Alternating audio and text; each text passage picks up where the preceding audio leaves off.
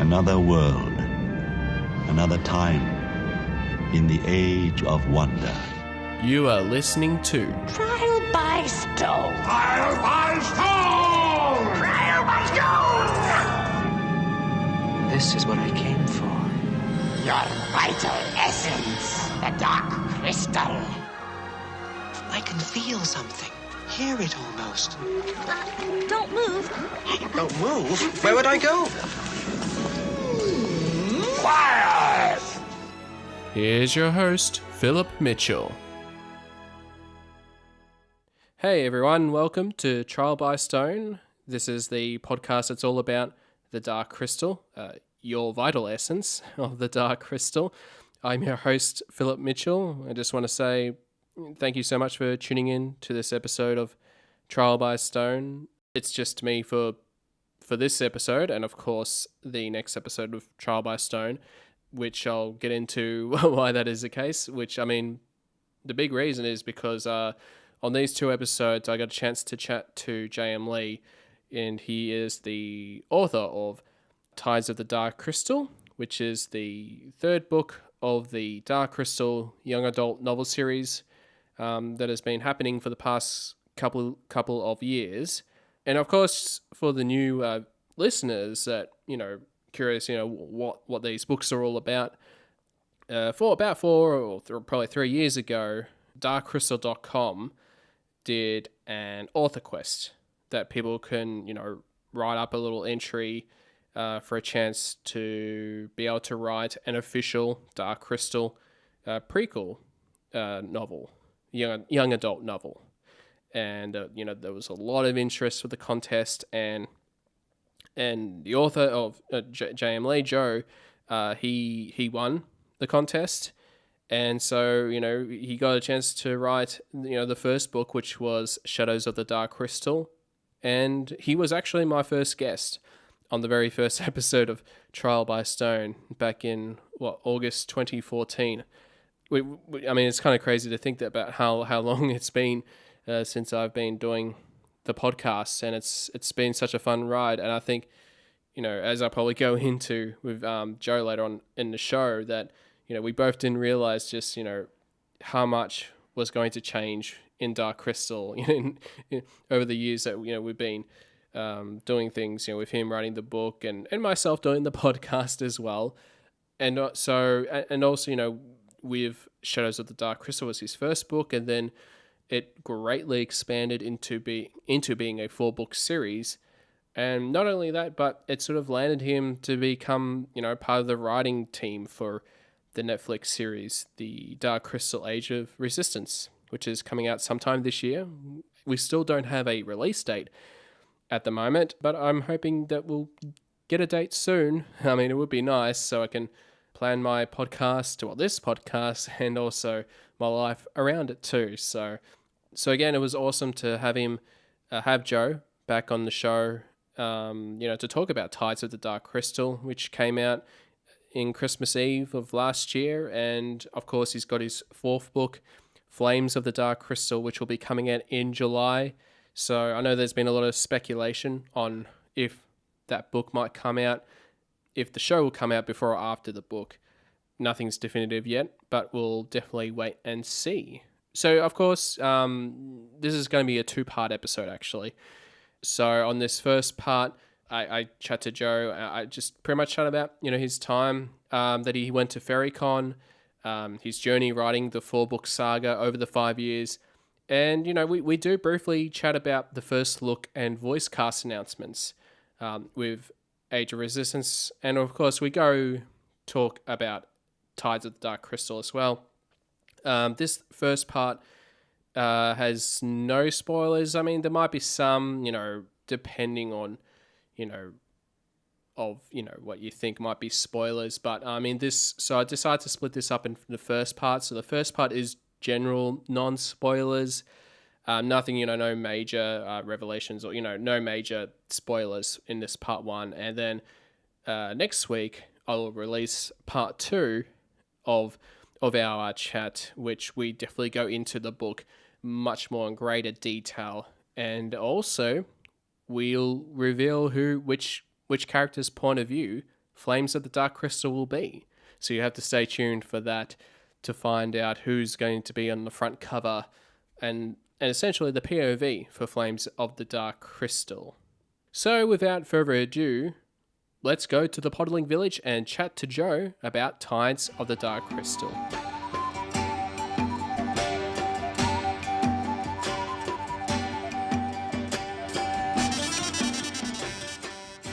So, Joe, I just want to say thank you so much for being on this episode.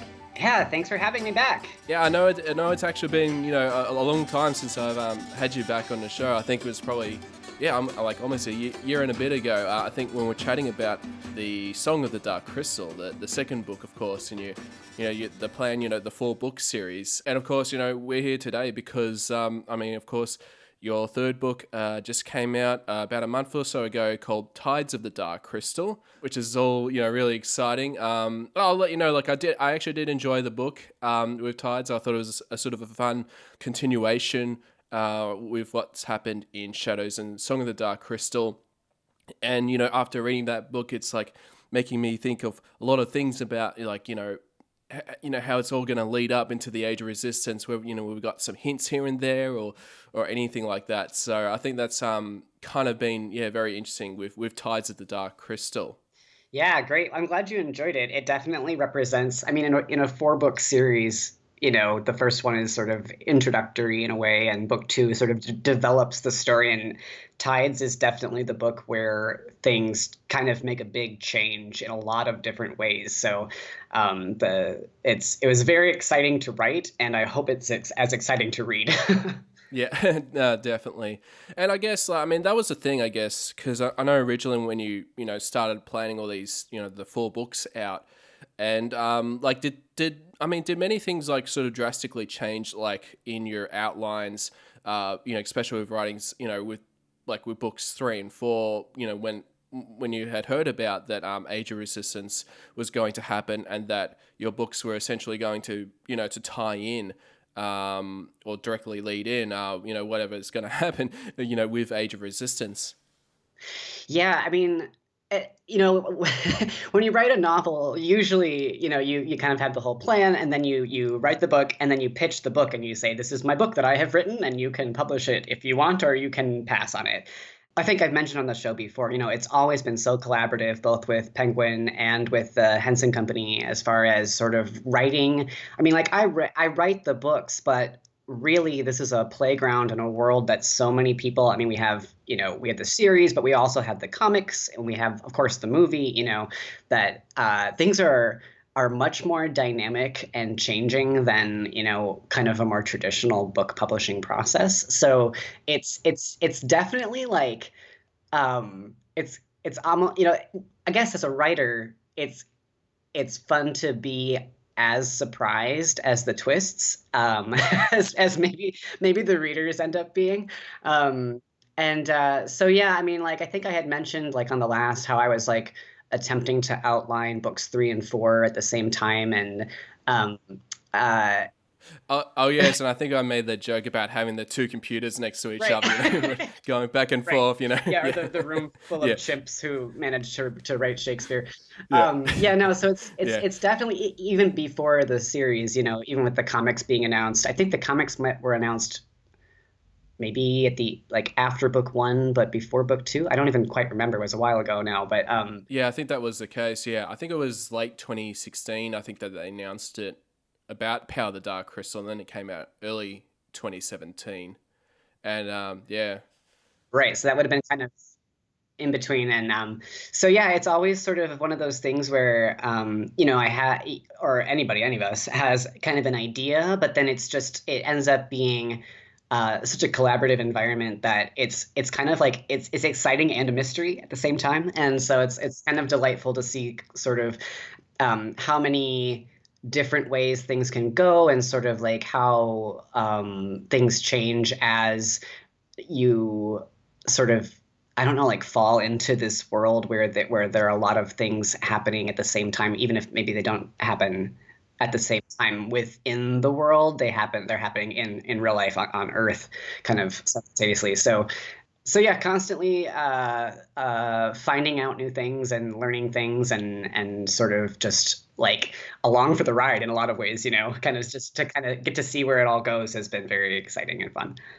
Yeah, absolutely. I mean, it's sort of been incredible just how much things have changed, with the world, but also, with Dark Crystal in the past, 5 years, ever since I, started the podcast and, chatted to you for the first time. And I think it was like in August 2014. And I know, it's one of those things where it's like, I couldn't imagine that, we'd be where we are, with the franchise. It's crazy. Yeah.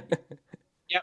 Yeah. Well, for both of us too, right? I think my first interview with you, I think I had just won the contest and I was like, yes, yeah, going to write one book. I don't even think I knew that there was going to be 3 more books at that time. No, I think back to myself, like if I could time travel, and I went back 5 years into the past and told myself, like, here's where you're going to be in 5 years, I would not believe it. I would be like, no.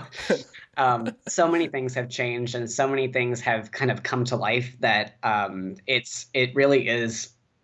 It's just so interesting to feel like you and I at that first interview were sort of at the beginning of this rebirth in a way of the Dark Crystal. And now we're like, for both of us, I feel like in a lot of ways, like the show being announced and happening like something that we couldn't even have comprehended in 2014. And so it's just so cool to be part of it and to like see it happen. Right.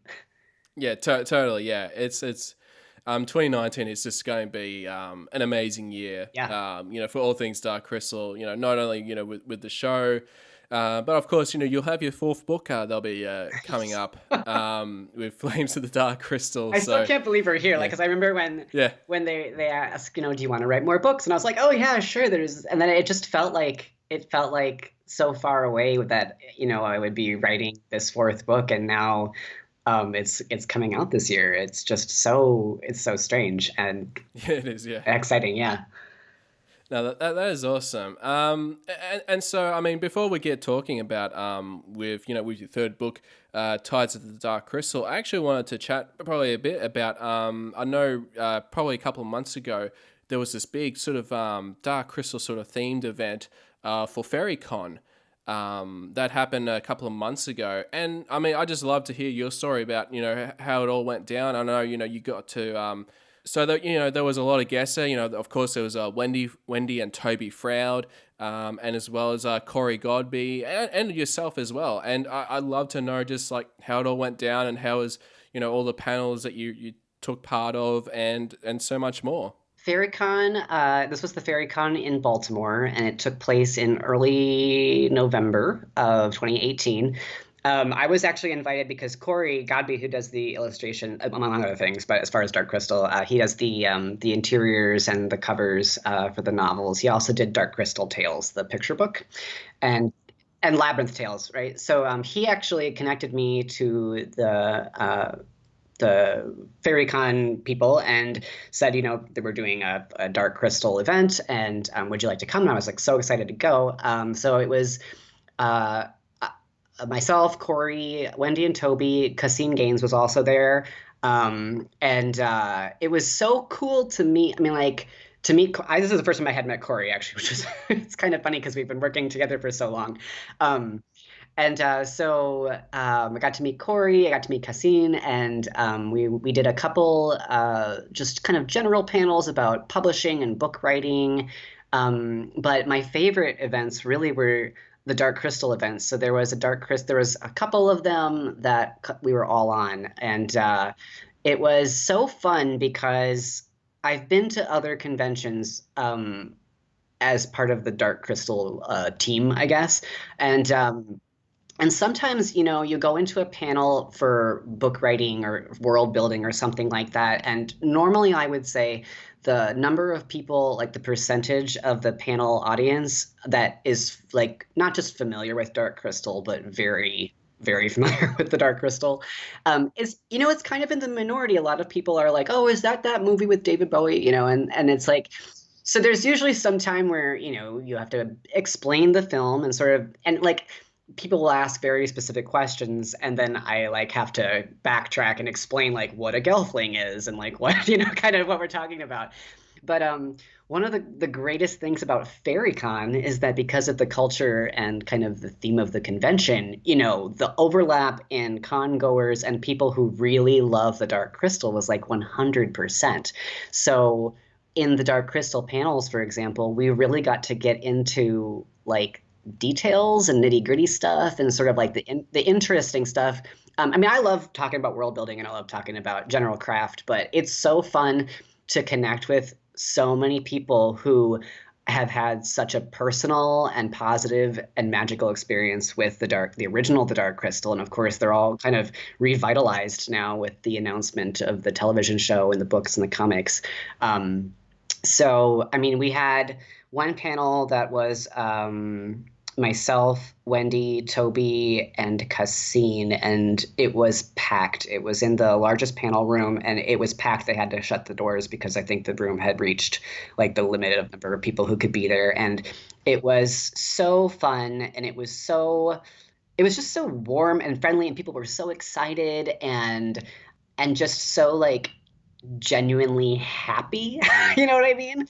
Like you could just feel the joy in the room, and it was just palpable. And so it was just so much fun. And we talked about some of the general questions about the Dark Crystal and sort of like what it was like to make it, and some craft questions, and it was just a really great time. And after the panel, we had a lot of people come up afterwards and ask additional questions and just say hi, and like to hear the personal stories about what the Dark Crystal means to these to people and to like this fandom. Really, it was just like so wonderful, and it was. I don't know. It was so great. And then, throughout, there was the Artists Alley where we have all of these wonderful painters and other artists and sculptors and potters and jewelry crafters who all have, you can always see the influence of the Dark Crystal in this fantasy and fairy work, right? Because it was such an influential part of sort of that world. And so, yeah, like overall, it was just really a really fantastic experience to be out there and meet so many people, and to also just be able to sort of like fully saturate yourself, and in like that sort of that atmosphere. It was really, really wonderful. No, that is awesome. Yeah, I've heard a couple of stories, on the Facebook Dark Crystal groups. Pretty much ever since, with the announcement of Age of Resistance, it's sort of been populating a lot more, which has been really cool. And I just can't imagine, once the show comes out and, hopefully, a lot of people, be exposed to Dark Crystal. Mm-hmm. They won't be able to help it, right? Like it's going to be, yeah. It's going to be unlike anything else. Yeah. I know. And as we're recording, I'm always seeing it on news sites and sort of like, this is, the top 5 or 10 or 20, shows to look forward to this year. And Age of Resistance is always listed there somewhere. And I think we're going to be in for an amazing journey. That's for sure. Absolutely. Yeah. And I guess, that was the thing. Back in December, of course, they announced, gave a first look at the 3 main characters of Age of Resistance. So that was really cool, just seeing the 3 announced with Ryan, or I should say it's now pronounced. I think it's pronounced Rian, isn't it? I believe it's Rian. Rian. That's what we have been saying. Yeah. Yeah. Yeah, I think I know that was sort of a big thing when we were chatting, when the announcements happened, and I think on darkcrystal.com it actually mentions something about that, how it's pronounced as well. So it's like, okay, that's great to know. And of course, the other 2 characters, Bria and Deet. So Bria, the Vapor, and of course Deet, part of the Groton clan. So which is really, really cool. And what's it been like? Because you've been writing, especially more so, with Rian, over the past couple of books that he appears in now, in the story. Like, was that sort of? That must have been so surreal to sort of seeing a visual representation of what you've been writing. With that character in particular. Yeah. Well, and So, I mean, the writing ended like a year, almost 2 years ago, actually. Is that possible? Oh, 2017. Yeah. yeah, So, yeah, because shooting started like yeah, late in 2017. Yeah. yeah. So, yeah, I was out there in the spring of 2017. So, I mean, really, since the my portion of the writing was over, I haven't really like been, privy to a lot of this stuff. So when it gets announced and it gets, blasted all over the internet, it's like as much of a delight and a surprise to me as I think it is to everybody else. I mean, it's so exciting to see these stills and to see these characters come to life and to see, you know, and to see everybody else's reaction to it as well is very fun. Yeah. And yeah, it's not really like anything I can describe. No. It's definitely, and I know that, I mean, it's possible that, for people who do a lot of screenwriting and then see their movies produced, maybe it gets old, but like, I don't see it getting old anytime soon. No. So like, Yeah. I could see reveals every day, and I would probably, at least for a while, like 50 Yeah. years, stay excited about it. I know, and especially, I mean, I always hear, even fans or even friends of mine, they're sort of like, yeah, I've got Deet as my desktop, background picture, and I've got Rian on my iPhone, all sort of Yeah. set up like that. So, yeah, no, and just based on what we've seen, is really incredible, and we're just, Dark Crystal fans, we're just waiting with bated breath, when we're Yeah, gonna see, yeah. hopefully we'll see a trailer soon, or more announcements about when it's going to come out sometime this year. It's it's going to be incredible, and of course, I want to keep talking about Age of Resistance, but I know it's something that we'll definitely hold on to that, definitely down the track, as we sort of get close to the show, and once the show comes out, we'll definitely be able to talk a lot more about Age of Yeah. Resistance. That's for sure. Yeah. Well, and one thing that is so exciting about sort of the day and age that we live in is that media travels so fast. I mean, and it's the spread was so phenomenal. I mean, I think when Age of Resistance was announced, it was trending on Twitter. Like, so that's huge, and like it's so fun for me to see on like my personal Facebook page. I'll see like other people talking about it who don't know that I'm connected to it in any way, and just to see that sort of like pure delight is Yeah. like it's so fun. Well, and to see it like come around from people, like I didn't share it with that person, right? Like they saw it somewhere else on the internet, and like just to know that it's like it's out there and it's happening and it's coming is very exciting. Yeah, absolutely. Yeah, yeah. I mean, I could just keep on going more about just everything I loved, and the voice cast was a very impressive voice cast as well. Oh, Yeah. I mean, like once I saw Mark Hamill voicing one of the characters, it's just like. It's like Skywalker, I mean, for me being a big Star Wars fan, but Right. I love that sort of the continuing. I mean, I know Star Wars and Dark Crystal have always had sort of, bit of connections here and there. I Like mean, more so with the cutscenes, film. right? Right. Yeah, and so I love sort of that, that sort of continues on a little bit. So that's kind of cool. Yeah, so I mean, yeah, just got so much to look forward to and all that.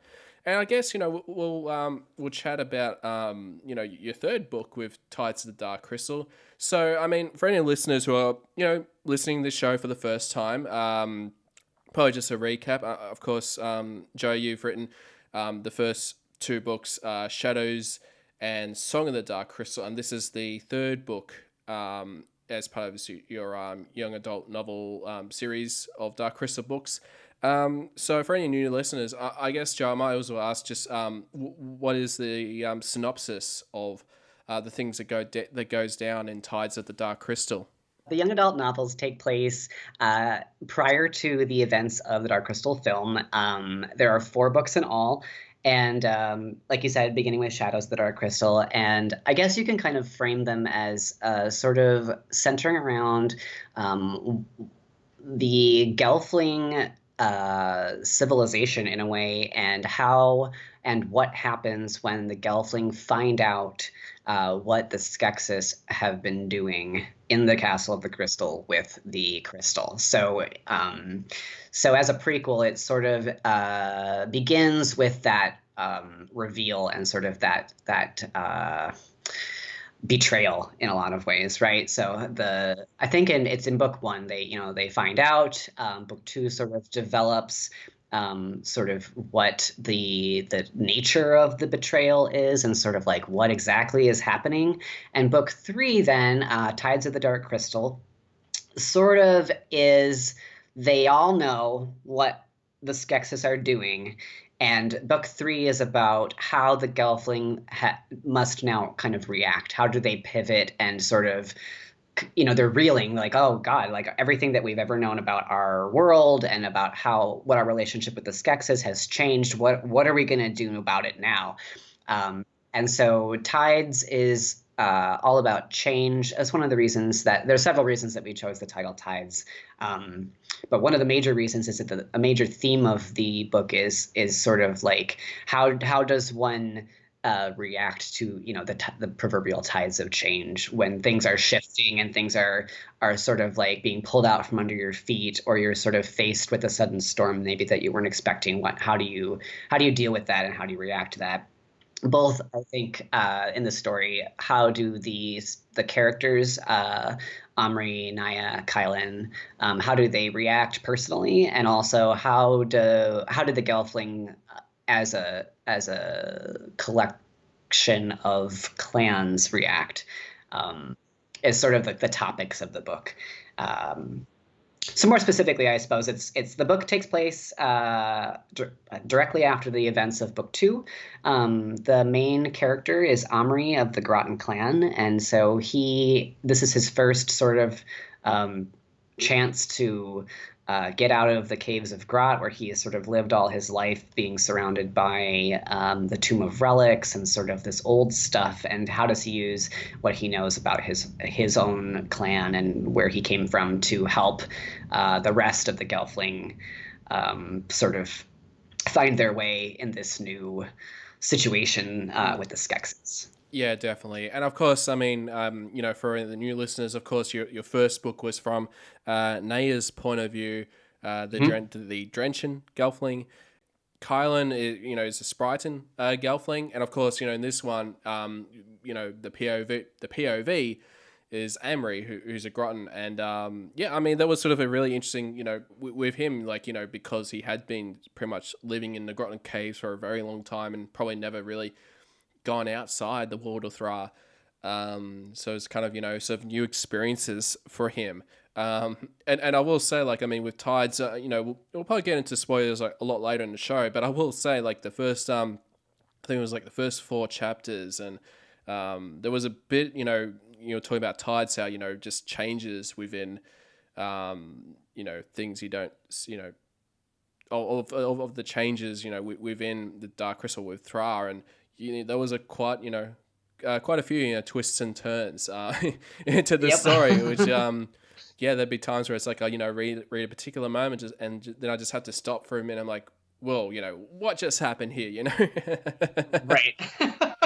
Yep. And there were definitely I feel yeah. And I think we'll definitely get into that later on in the show, because what I will do is we'll chat about the book here and there, and then later in the show we'll do like sort of a little spoilery section that for any listeners that want to continue listening on, and all that kind of stuff for sure.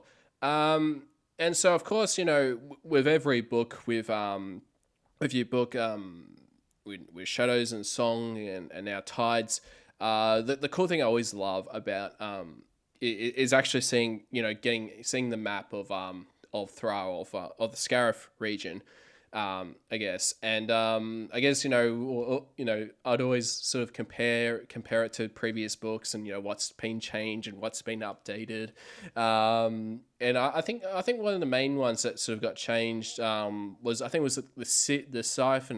the Siphon Coast, I think, from book 2.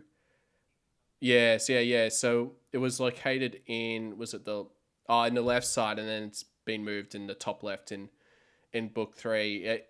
Is that something that, that always happens every now and then, just, depending on like the story and stuff, that, make changes of where, locations are here and now and then, or?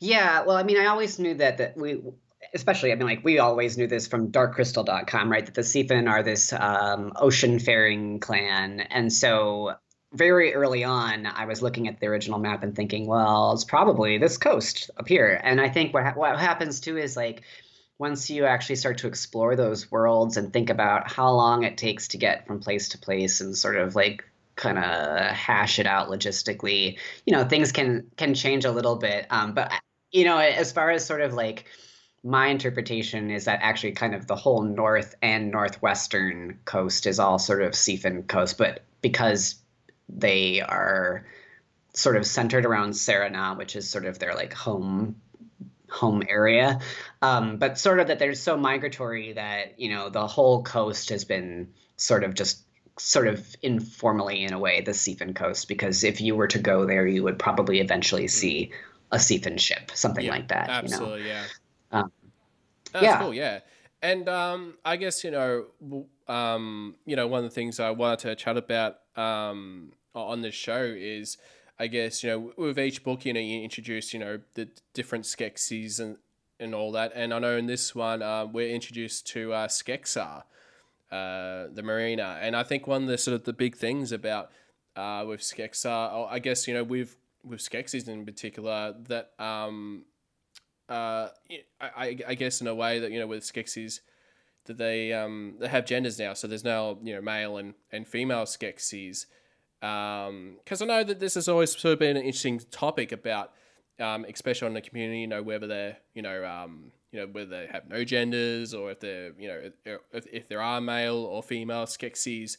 And just, it was just really interesting. Yeah. One of my favorite things actually about the novelization by A.C.H. Smith was that the mystics and the Skeksis were characterized as having no sex, which to me is not necessarily the same as gender.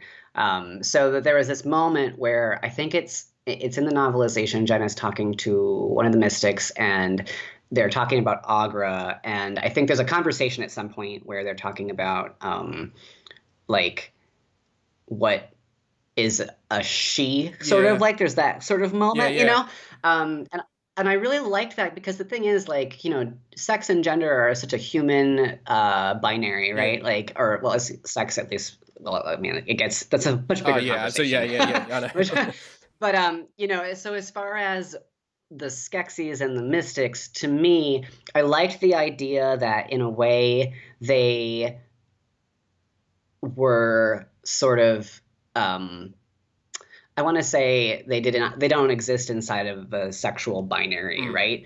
And at the same time, I do believe that, especially after the split with the Urskeks, and this is my personal belief, and you can see this interpreted in the books, that they started to develop identities, right? Like they start to develop very specific they get attached to the things that, especially the Skeksis, right? They become attached to sort of like power, and they get attached to their prestige, and they get attached to things and sort of that materialism. I could interpret that and see that as also getting attached to identity and getting attached to sort of who they are as people, or as Skeksis, right? Individuals, as who they are as individuals. So I liked the idea that, why would all of the Skeksis necessarily identify as male, and do they, right? We don't actually know from the film, because they don't ever have that conversation. Yeah, absolutely. And I guess, for example, I mean, and just because, the voices that we hear in the film, from the characters, that they,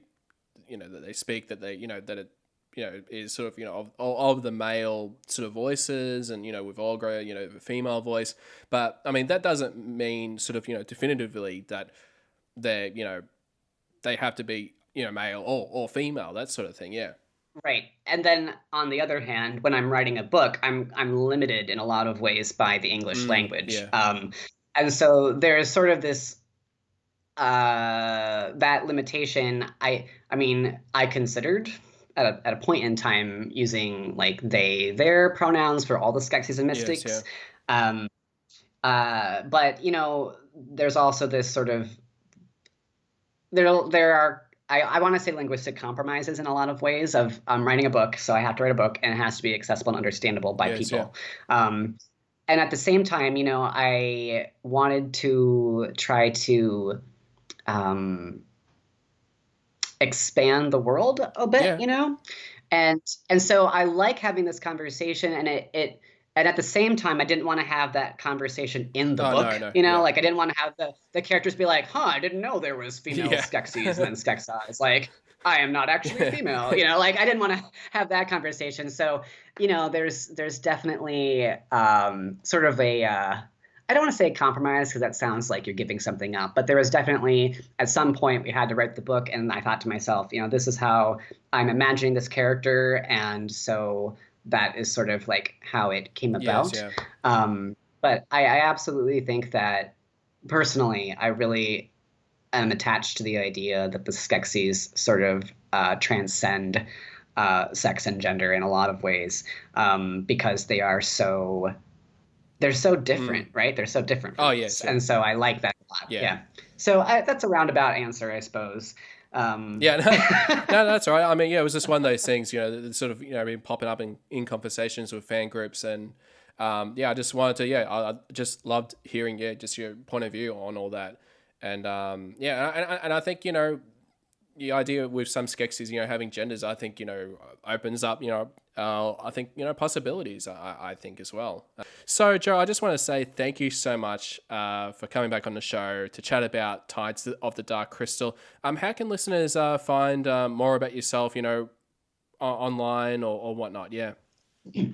Yeah, you can. I'm most active on, well, I mean, recently I've been working, so my Twitter's been pretty quiet. But you can visit me on Twitter. My handle is Joeyverse, JOEYVERSE. I post news updates on Facebook, and same handle there. Otherwise, you can get all of this information and more at joeyverse.com. Excellent. Cool. Thank you so much, Joe. Oh, thanks for having me. You've already taken too long, Gelfling. Hurry! At last, the crystal calls. It is time. Time to return to the castle. The crystal calls!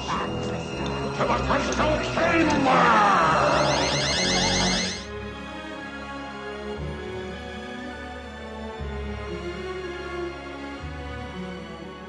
So that's all the time I have for this episode of Trial by Stone. If you'd like to get in contact with us, you can do so at darkcrystalpodcast@gmail.com. You can follow us on Facebook at facebook.com/darkcrystalpodcast. We're also on Twitter at darkcrystalpod and on Instagram at darkcrystalpodcast. If you like the podcast and you think that others would love it too, then please spread the word about it. And if you can write a review on Apple Podcasts or even on Facebook, greatly appreciate it. And if you're actually watching this on video on YouTube, don't forget to hit like and hit the subscribe button, and then also hit that bell notification button to be notified of future videos from Trial by Stone. Thank you all so much, and stay tuned for the next episode of Trial by Stone.